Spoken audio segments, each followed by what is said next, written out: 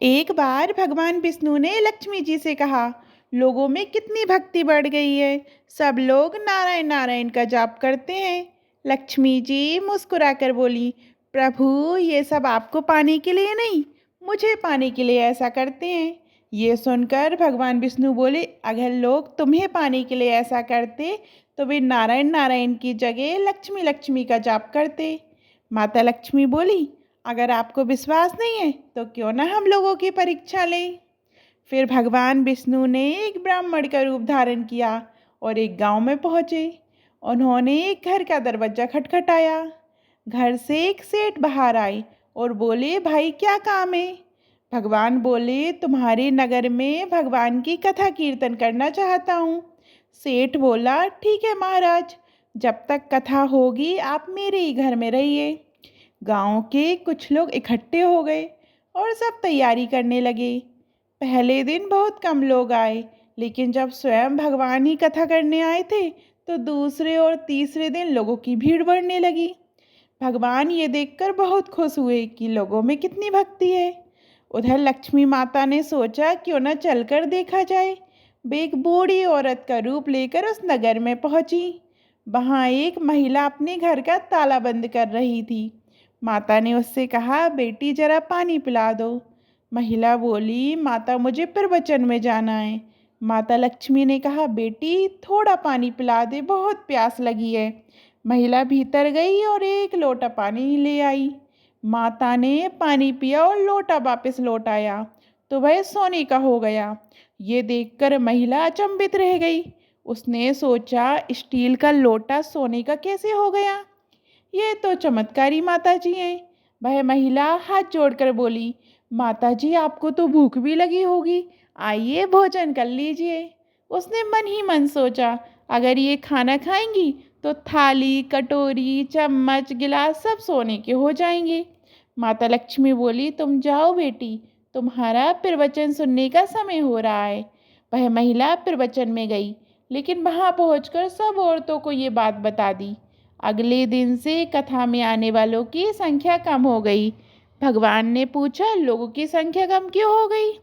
किसी ने कहा, महाराज एक चमत्कारी माता जी आई हैं, जिसके घर वे दूध पीती हैं गिलास सोने का हो जाता है, थाली में रोटी सब्जी खाती हैं तो थाली सोने की हो जाती है, इसलिए लोग अब कथा में नहीं आते।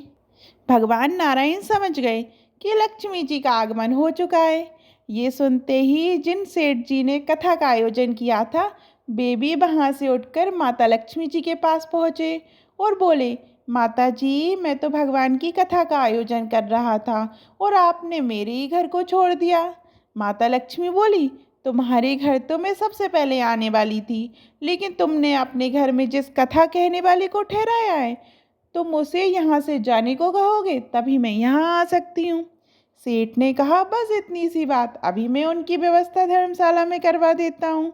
जैसे ही भगवान कथा कहकर सेठ जी के घर लौटे, सेठ जी बोले, महाराज अपना बिस्तर बांध लीजिए, मैंने आपकी सारी व्यवस्था धर्मशाला में कर दी है। भगवान बोले, अभी तो 2-3 दिन कथा बाकी है, यहीं रहने दो। सेठ जी बोले, नहीं नहीं, आप यहाँ से जल्दी जाइए, मुझे और कुछ नहीं सुनना, मुझे अपने किसी और मेहमान को ठहराना है।